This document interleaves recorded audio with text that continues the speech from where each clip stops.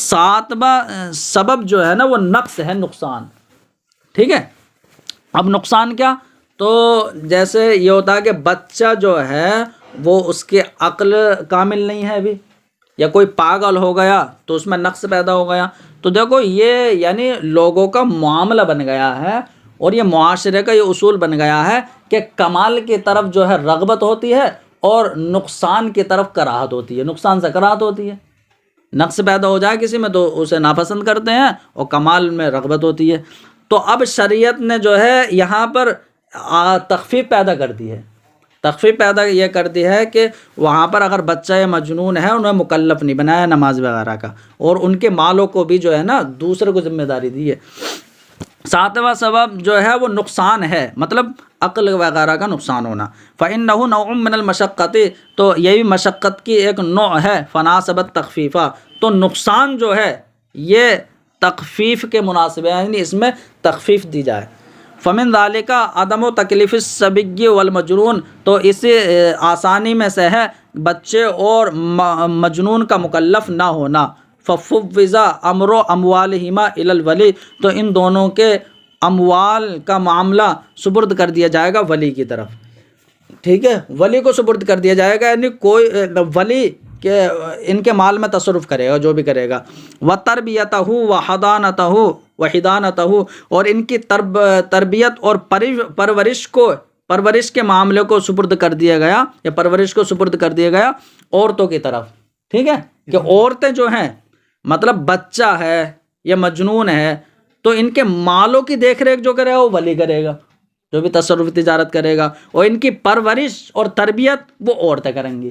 یہ آسانی تو شریعت نے دی ہے، تو عورتوں کی طرف کر دیا رحمتاً علیہ، یعنی بچے یا مجنون پر یعنی مہربانی کرتے ہوئے۔ اب یہ ہے کہ عورتوں کو جو پرورش پر مجبور نہیں کیا جائے گا، تو یہ عورت پر آسانی ہے، ٹھیک ہے، ہاں عورت مجبور نہیں کیا جائے گا، خوشی خوشی اگر وہ قبول کر لیں ٹھیک ہے۔ تو بتا رہے ہیں عورتوں پر بھی آسانی پیدا کرنے کے لیے جو ہے پرورش پر عورتوں کو مجبور نہیں کیا جائے گا۔ اب کیوں؟ کیونکہ دیکھو اگر خود ماں ہو اور اپنے بچے کی اگر پرورش سے وہ منع کرتی ہے نا، تو جو ہے عورت کو مجبور نہیں کیا جائے گا تو زبردستی کر، ماں بھی ہو اگر ہو تبھی اس سے مجبور نہیں کیا جائے گا، وہ تو اس کے ممتا ہوتی ہے، اپنے بچے کی پرورش کرتی ہے، ٹھیک ہے۔ اب یہاں تک کہ اگر دودھ پلانے کی بھی اجرت مانگے نا تو شوہر کو دینا پڑے گی، اور کیا، دودھ پلانے کی اجرت کا ذمہ دار وہ ہے نا شوہر۔ دیکھو اب یہ ایسے ہی دیکھو، اور عورت ہونا تو یہ بھی جو ہے باعث تخفیف ہے، ٹھیک ہے، نقصان عقل یہ باعث تخفیف ہے، تو عورت ہونا بھی باعث تخفیف ہے۔ اسی وجہ سے عورتوں کو مکلف نہیں بنایا گیا بکثیر مما وجب علی الرجال، بہت سی جگہوں پر کہ جہاں پر جو مردوں پر واجب ہیں، تو ان چیزوں میں جو ہے نا عورتوں کو مکلف نہیں بنایا، جیسے جماعت کا مکلف نہیں بنایا کیونکہ عورتیں گھر میں رہتی ہیں، اور جمعہ کا مکلف نہیں بنایا کیونکہ باہر نکلنا پڑے گا اسے، اور جہاد کا مکلف نہیں بنایا، ایسے ٹیکس کا مکلف نہیں بنایا کہ، اور ایسی جو ہے دیت اٹھانے کا مکلف نہیں بنایا کہ اگر دیت میں عورت کو شریک نہیں کیا جائے گا، اس گھر کے 5 آدمی دیت میں، ٹھیک ہے۔ لیکن بتانے یہ ایک قول ہے، صحیح اس کے برخلاف ہے، صحیح یہ ہے کہ عورت کو بھی دیت میں شریک کیا جائے گا، وہ صحیح خلاف ہو، اور صحیح اس کے برخلاف ہے، ٹھیک ہے۔ وہ اباحۃ لبس الحریر وحل الذهب، ایسی دیکھو یعنی عورتوں پر آسانی پیدا کرنے کے لیے ریشم کا پہننا مباح قرار دیا گیا، ایسی سونے کا زیورات جو ہے ان کے لیے مباح قرار دیے گئے۔ کیا ہوتا ہے؟ ریشم کا پہننا، سونے کے زیورات کا پہننا ان کے لیے مباح ہے، یہ عورتوں پر جو ہے آسانی پیدا کرنے کے لیے، کہ عورت ہونا بھی باعث تخفیف ہے۔ بتانے وہ آدم و تکلیف الارقاء، ایسی دیکھو یعنی غلام ہونا بھی باعث تخفیف ہے، یہ بھی تخفیف کا باعث ہے، کیونکہ آزادی جو ہے یہ انسان کا آزاد ہونا یہ اصل ہے، تو آزادی جو ہے اگر ہے تو یہ رقیت جو ہے یہ اصل نہیں ہے، اس لیے اس میں تخفیف دی گئی ہے کہ اگر آزاد آدمی ہے تو یہاں پر اس پر حد جو ہے عادی ہو جائے گی شراب کے، یعنی 80 کوڑے، اور غلام پر 80 کوڑے، وہ آزاد پر 80 کوڑے ہو گئی، اور غلام پر 40، تو آدھی حد ہو گئی نا۔ اور اگر عورت ہے تو 2 حیض، آزاد ہوتی تو 3 حیض عدت ہوتی. وہ بتا رہے ہیں کہ غلاموں کا مکلف نہ ہونا بکثیر بہت سی ان چیزوں کا کہ جو آزاد پر واجب ہیں، تو وہ جو ہے نا غلام مکلف نہیں ہے. لیکن انہیں علی النصف من الحر فی الحدود والعدت، اس لیے کہ غلام جو ہے وہ آزاد کی بنسبت حدود و عدت میں جو ہے آدھا ہوتا ہے، یعنی نصف پر ہونے کی وجہ سے، مطلب حدود میں غلام ہوگا اور عدت میں جو ہے باندھی ہوگی آدھی ہونے کی وجہ سے. اور غلام کے احکام میں یہ باتیں آئیں گی. یہ وہ اہم فوائد ہیں کہ اس قاعدے پر گفتگو، یعنی ان فوائد پر ہم ختم کرنا چاہتے ہیں. اب آگے جو ہے کچھ فائدے بتا رہے ہیں. پہلا فائدہ کیا ہے؟ تو مشقت کی 2 قسم سے تعلق ہے اس کا. بتا رہے ہیں یہاں کچھ اہم فائدے ہیں کہ اس قاعدے پر گفتگو ہم ان فائدوں پر ہی ختم کریں گے. اس قاعدے کی گفتگو کو ہم انہی فائدوں پر ختم کریں گے. تو پہلا فائدہ کیا؟ تو پہلا فائدہ یہ ہے کہ مشقت کی 2 قسمیں ہیں. ایک وہ مشقت ہوتی ہے کہ جو عبادت سے جدا نہیں ہوتی، یعنی عبادت سے کبھی جو ہے وہ منفک نہیں ہوتی اکثر، تو وہاں پر اس مشقت کا کوئی اعتبار نہیں ہے. ٹھیک ہے، اس مشقت کا کوئی اعتبار نہیں ہے. وہ بتا رہے ہیں مشقت لا تنفک عنہ العبادت غالباً، ایک وہ مشقت ہے کہ جس سے عبادت اکثر جو ہے جدا نہیں ہوتی ہے، جیسا کہ غسل اور وضو میں ٹھنڈ کی مشقت. ٹھیک ہے، تو ٹھنڈ کی مشقت وہ تو ہوگی. وہ مشقت الصوم فی شدت الحر و طول النہار، ایسے دن کے لمبا ہونے اور گرمی کے سخت ہونے میں روزے کی مشقت. تو بتائیں جب گرمی میں پڑیں گے روزے وہ تو مشقت اٹھانا پڑے گی. وہ مشقت السفر التی، تو یہ ایسی مشقت ہے کہ جس سے عبادت جو ہے منفک نہیں ہے. ایسے دیکھو حج کرے گا، جہاد کرے گا تو سفر کرنا ہی پڑے گا نا، تو سفر کی مشقت برداشت کرنا پڑے گی. تو ایسے اس سفر کی مشقت کہ جس سفر سے جہاد اور حج کے لیے جدائی کی نہیں ہے، مطلب جہاد اور حج کے لیے سفر سے چھٹکارا ہی نہیں ہے. وہ مشقت و علم الحدود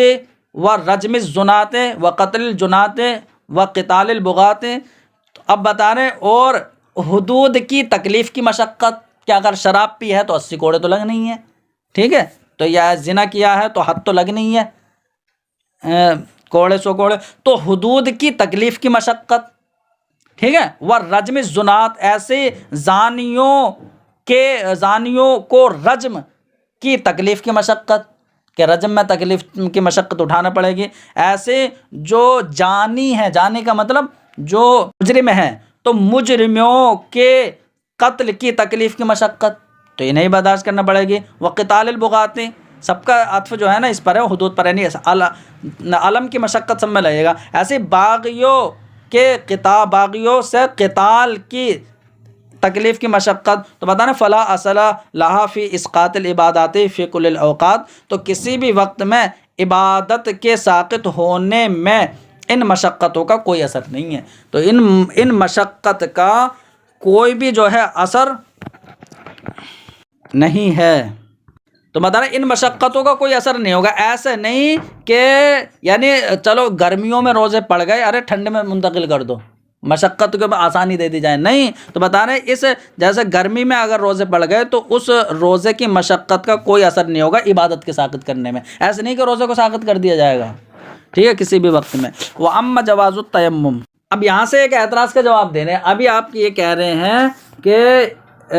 وہ مشقت کے جو عبادت سے جدا نہیں ہوتی ہے اس مشقت کا کوئی اعتبار نہیں ہے، یعنی وہ باعث تیسیر و تخفیف نہیں ہوگا. آپ نے بھی یہ کہا. تو پھر جو ہے آپ یہ کہتے ہیں کہ جنابت کی وجہ سے سخت کیا ہے، سخت ٹھنڈک کا اندیشہ ہو تو تیمم جائز ہے، مطلب وہ غسل کی جگہ تیمم کر لے. یہ آپ کہتے ہیں تو یہاں پر آپ نے جو کیوں ساقط کر دیا؟ عبادت کیسی ہے؟ تو ارے عبادت نہیں ہے، غسل کر کے نماز پڑھے گا تو وسیلہ بنے گا نا نماز کا. ایسے تو یہاں پر جو ہے یہ آپ نے یہاں جو ہے وہ کیوں دے دیا آسانی؟ تو جواب دے رہے ہیں یہاں پر جو ہے، تو یہاں پر بتا رہے ہیں یہاں جو ٹھنڈ کی جو مشقت ہے اس کی وجہ سے تخفیف نہیں ہے. ارے جیسے گرمی کی مشقت کی وجہ سے پیچھے روزہ جو ہے ساقط نہیں ہے، ایسے یہاں ٹھنڈ کی مشقت کی وجہ سے جواز تیمم نہیں ہے، بلکہ یہاں خوف کی وجہ سے ہے. بھائی یہاں پر اندیشہ ہلاکت ہے، اور قرآن میں ہے وَلَا تُلْقُوا بِأَيْدِيكُمْ إِلَى التَّهْلُكَةِ، ہلاکت میں اپنے آپ کو نہ ڈالو، تو اس کے اعتبار سے یہاں پر دی گئی ہے، یعنی جس اعتبار سے آپ کہہ رہے ہیں اس اعتبار سے یہاں تخفیف نہیں ہے، بلکہ دوسری وجہ ہے، خوف کی وجہ سے ہے۔ وہی بتا رہے ہیں رہا تیمم کا جائز ہونا، یعنی اسی اعتراض کا جواب، رہا تیمم کا جائز ہونا ٹھنڈ کی شدت کے خوف کی وجہ سے جنابت کے لیے، ٹھیک ہے، تو فل مراد من الخوف، تو یہ وامہ کا مطلب یہ لگاؤ لیکن تیمم جائز ہے، یعنی یہ پیچھے سے الگ ہے، لیکن تیمم جائز ہے سخت ٹھنڈ کے خوف کی وجہ سے، جنابت کے لیے تیمم جائز ہے۔ تو خوف سے مراد کیا ہوگا؟ یعنی خوف سے مراد یہ ہے کہ الخوف من الاغتسال علی نفسی، کہ غسل کرنے کی وجہ سے اپنی جان کا خوف ہو، یا کسی عضو کا خوف ہو، یا مرض کے پیدا ہونے کا خوف ہو، تو اس وجہ سے، تو خوف کی وجہ سے تیمم جائز قرار دیا ہے۔ تو بتا رہے کسی اور وجہ سے جائز نہیں قرار دیا، اسی وجہ سے صاحب بدایہ نے بہت سے شرط لگائی ہیں، انہوں نے کہا کہ خوف کی وجہ سے تیمم تبھی جائز ہوگا جبکہ مطلب ایسی جگہ میں وہ ناپاک ہو گیا کہ جہاں کوئی پناہ نہیں پان رہا ہے، گرم کپڑا نہیں مل رہا ہے، گرم پانی نہیں مل رہا ہے، تو وہاں پر تیمم جائز ہوگا۔ گرم پانی مل رہا ہے یا جگہ ہے جہاں پناہ لے سکتا ہے تو وہاں جائز نہیں ہوگا۔ تو اتنی شرط لگا دینے کا مطلب یہ ہے کہ یہاں پر ٹھنڈی کی وجہ سے نہیں دی جا رہی یہ رخصت، بلکہ خوف کی وجہ سے، یعنی حقیقت میں خوف پایا جائے تبھی تیمم کی اجازت ہوگی۔ یہ صاحب بدایہ نے کہا وَلِذَا اشْتَرَطَ فِي الْبَدَائِعِ، اسی لیے صاحب بدایہ نے اپنی کتاب بدائع میں شرط لگائی ہے لِجَوَازِهِ مِنَ الْجَنَابَةِ، جنابت کی وجہ سے تیمم کے جائز ہونے کے لیے یہ شرط لگائی ہے کہ ایسی جگہ نہ پائے کہ جس میں پناہ لے لے، ٹھیک ہے، اور ایسا کپڑا نہ پائے تدفع یتدفع بہ، کہ جس کے ذریعے وہ گرمی حاصل کر لے، ولا ماء مسخنا، وہ گرم پانی بھی نہ پائے، ولا حماما، اور نہ غسل خانہ پائے کہ جس میں گرم پانی دستیاب ہو، تو بتانے تب اسے ہاں حقیقت میں جو ہے خوف ہوگا، تو اب اجازت ہے۔ اور صحیح یہ ہے کہ لا یجوز للحدث الاصغر، تو حدث اصغر کی وجہ سے محدث کے لیے تیمم جائز نہیں ہے۔ کیوں؟ کیونکہ اسے تو جو ہے اپنے 3 دھونے ہیں، ایک پر مسح کرنا ہے، غسل میں جو ہے پورے بدن پر پانی ڈالنا ہوتا ہے، تو اس میں اندیشہ اس میں کوئی نہیں ہے، جیسا کہ قاضی خان میں ہے، خانیہ میں ہے۔ کیوں؟ لعدم اعتبار ذالک الخوف، یہ جو خوف اوپر ذکر کیا ہے جان کا یا کسی عضو کا یا مرض ہونے کا، تو اس خوف کا وضو اعضائے وضو میں اعتبار نہ ہونے کی وجہ سے، ٹھیک ہے۔ لیکن یعنی صحیح یہ ہے کہ اگر پانی اتنا ٹھنڈا ہے کہ یہ خوف وہاں بھی پایا گیا تب اجازت ہو جائے گی، جنگل انگل میں اگر ہو گیا تو یہ تو خانیہ میں بھی یہی مراد ہے، لیکن یہ ہے کہ عام حالت میں وضو میں نہیں ہے۔ وَأَمَّا الْمَشَقَّةُ الَّتِي تَنْفَكُّ عَنْهُ الْعِبَادَاتُ غَالِبًا، بتا رہے وہ مشقت کہ جس سے عبادت جو ہے اکثر جو ہے جدا ہو جاتی ہے، وہ مشقت، ٹھیک ہے، تو وہ چند درجوں پر ہے۔ پہلی یعنی مشقۃ عظیمۃ قادحۃ، یعنی بڑی اور یعنی بڑی اور کیا ہے عظیم مشقت ہو، قادحۃ کا معنی بھی یہ بڑی اور سخت مشقت ہو، تو بڑی اور سخت مشقت ہو، تو جیسے کہ مشقت الخوف علی النفوس والاطراف، کہ جیسے کہ یعنی نفس کے یا کسی عضو کا خوف کی مشقت ہو، و منافع الاعضاء، یا اعضاء کے منافع کا خوف ہو، کہ منافع کے خوف یعنی منافع چلے جانے کا خوف ہو۔ جیسے انسان اگر پانی جو ہے پانی میں ہاتھ دے دے گا تو پانی عضو تو ہلاک نہیں ہوگا، لیکن پھر اس سے کچھ کام نہیں کر پائے گا، تو اعضاء کے منافع زائل ہو گئے، کیونکہ وہ ہاتھ شل ہو گیا اس کا۔ تو یہ ہے کہ فہیہ موجبۃ للتخفیف، یہ تخفیف کے موجب ہیں۔ کیوں؟ کیونکہ یہاں پر عبادت سے جدا ہے نا، یہ تو ایسی عام حالت کی بات ہو رہی ہے۔ وَقَضَا اِذَا لَمْ يَكُنْ لِلْحَجِّ طَرِيقٌ إِلَّا مِنَ الْبَحْرِ وَكَانَ الْغَالِبُ عدم السلامت لم یجب، تو بتا رہے ہیں اور ایسے ہی کہ جب حج کے لیے کوئی راستہ نہ ہو سوائے سمندر کے، تو سمندر سے ہی جانا پڑا، اور غالب یہ ہے کہ سلامتی نہ رہے گی، بلکہ معاملہ ایسا چل رہا ہے، بہت زیادہ آندھی طوفان کا معاملہ ہے، سمندر میں جو ہے سمندروں میں بہت زیادہ موجیں چل رہی ہیں اس وقت، تو اب لم یجب یعنی حج ہی واجب نہیں رہے گا۔ تو یہاں پر جو ہے نا یہ وہ مشقت ہے کہ جس سے عبادت جدا ہو جاتی ہے اکثر، مطلب اگر وہ عبادت بھی ہو نا تو وہ عبادت جو ہے جدا ہو جائے گی۔ جیسے یہ حج کا مسئلہ دیکھ لو، عبادت تو ہے لیکن اپنی جان کا ہی اندیشہ ہے تو عبادت جدا ہو جائے گی، یعنی کہ وہ عبادت ہی یعنی واجب نہیں رہے گی اس پر، کہتے ہیں تو یہاں پر جو ہے جماعت وغیرہ اس سے ساقط ہو جائے گی۔ بتانا الثانیہ تو، اور دوسری مشقت وہ ہے جو ہلکی مشقت ہو، تو پہلی مشقت وہ ہے جو بہت عظیم مشقت ہو، بڑی مشقت، وہ مشقت کے جو عبادت سے جدا ہو جاتی ہے، وہ مشقت تو دو طریقے کی ہوئی ہے، ایک تو بہت بڑی مشقت یعنی جان کے ہلاک ہونے کا خوف ہو، اس کے ہلاک ہونے کا خوف ہو، جیسے کہ جان کے ہلاک ہونے کا ہی خوف ہے کہ حج سمندر سے جانے کا راستہ ہے تو، اور اس سے جان کے ہلاک کا خوف ہے تو حج ہی واجب نہیں ہے، تو یہاں پر دیکھو عبادت جدا ہو گئی۔ اور یہ کہ ہلکی سی مشقت ہے کہ انگلی میں ہلکا سا درد ہو گیا، ارے درد ہو گیا، تو ایسے نہیں ہے کہ نماز نہیں پڑھے گا، یا ایسے نہیں ہے کہ روزے نہیں رکھے گا، تو یہ ہلکی مشقت ہے، اس کا کوئی اثر نہیں ہے۔ وہ بتا رہے ہیں ہلکی مشقت کا ادنا وجعن فی اصبعین، جیسے کہ انگلی میں ہلکا سا درد ہو گیا، وہ ادنا صداعن فی الراس، یا سر میں ہلکا سا چکر ہو گیا، سر میں ہلکا سا درد ہو گیا، اور سوء مزاج خفیفن، یا جو ہے تھوڑی سی جو ہے مزاج جو ہے چینج ہو گیا کہ مزاج اچھا نہیں ہے، ٹھیک ہے، تو فہذا لا اثر لها ولا التفات الیہ، تو اب ان کا کوئی اثر اور ان کی طرف کوئی توجہ نہیں ہے، توجہ نہیں دی جائے گی، اس لیے کہ یعنی یہ مفسدت ہے، یعنی ہلکی سی جو ہے مفسدت اور خرابی ہے نا، تو ان کا تو کوئی اثر و اعتبار ہی نہیں ہے۔ تو بتا رہے ہیں اس لیے کہ عبادت کی مصلحت کو حاصل کرنا یہ اولا زیادہ بہتر ہے ان جیسے مفاسد کو دفع کرنے سے کہ جن کا کوئی اثر اور اعتبار ہی نہیں ہے۔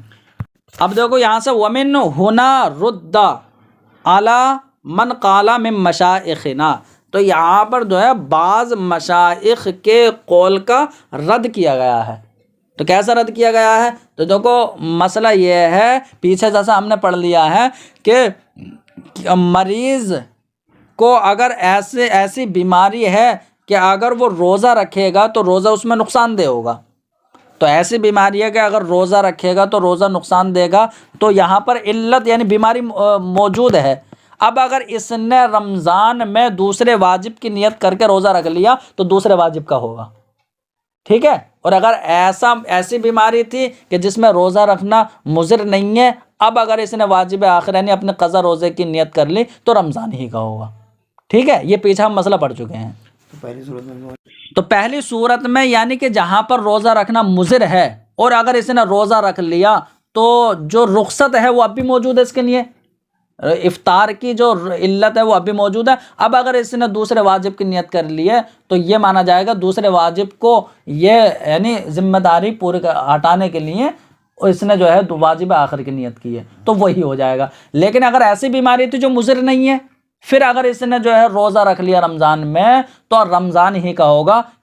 کیونکہ اب یہ مانا جائے گا کہ جس علت کی وجہ سے افطار کی اجازت تھی وہ علت ہی نہیں ہے، وہ بیماری نہیں ہے، تو رمضان ہی کا ہوگا۔ لیکن بعض مشائخ نے یہ کہہ دیا کہ اگر ایسی بیماری ہو جو مضر نہ ہو، ایسی بیماری ہو جو مضر نہ ہو، تو جو مضر نہ ہو تو رمضان کا ہونا چاہیے، تو بعض مشائخ نے کہہ دیا ہے کہ واجب آخر کا ہی ہو جائے گا، واجب آخر کے ہو جائے، تو اسی پہ تو پکڑ ہے،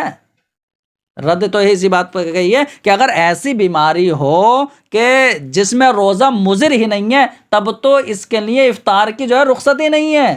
تو اب تو رمضان ہی کا ہونا چاہیے، اور وہ بعض مشائخ کہہ رہے ہیں کہ واجب آخر کا ہو جائے گا، تو اسی پر جو ہے رد ہے۔ وہی بتا رہے ہیں کہ بعض مشائخ کا یہاں سے رد ہے کہ ان المریض اذا نوى الصوم فی رمضان عن واجب آخر، کہ جب مریض روزے میں رمضان میں روزے سے نیت کر لے واجب آخر کی فإنه يقع عما نوى، تو جو نیت کی ہے وہی واقع ہوگا اگر ایسی بیماری ہو کہ جس کے ساتھ روزہ مضر نہیں ہے، ٹھیک ہے، لا يضر معه الصوم، تو یہیں پر جو ہو گیا کہ اگر ایسی بیماری ہے کہ جس کے ساتھ روزہ مضر نہیں ہے تو آپ کہہ رہے ہو واجب آخر کا ہوگا، حالانکہ اب تو اس کے لیے رخصت ہی نہیں ہے تو رمضان ہی کا ہونا چاہیے۔ فإنه يقع، تو بے شک اس کا واقع ہوگا کہ جس کی نیت کی ہے، اسی واجب آخر کا واقع ہوگا اگر ایسی بیماری ہو کہ جس کے ساتھ روزہ مضر نہیں ہے، تو بتا رہا ہے جس کے ساتھ روزہ مضر نہیں ہے تو واجب آخر کا ہوگا، نہیں ایسا نہیں ہے۔ وَإِلَّا، ورنہ کا مطلب یہ کہ ایسی بیماری ہے کہ روزہ مضر ہے تو جو ہے رمضان کا واقع ہوگا، ٹھیک ہے، تو یہاں پر رد کر دیا گیا ہے بِأَنَّ مَا لَا يَضُرُّ، یعنی اس بات سے رد کر دیا گیا ہے کہ جب بیماری مضر نہ ہو، ایسی بیماری ہے کہ جو روزے میں مضر نہیں ہے، تب تو افطار کی لیسا بمرخص للفطری، تب تو افطار کے لیے رخصتی نہیں دی گئی ہے رمضان میں، تو اب رمضان ہی کا ہوگا۔ اور ہمارا کلام جو ہے اس مریض کے بارے میں ہے کہ جس کے لیے افطار کی رخصت دی گئی ہے، تو جس کے لیے افطار کی رخصت دی گئی ہے اس مریض کے سلسلے میں اگر اس نے روزہ رکھ لیا تو ظاہر سی بات ہے یہ اس نے واجب آخر کا رکھا ہے تو واجب آخر کا ادا ہو جائے گا۔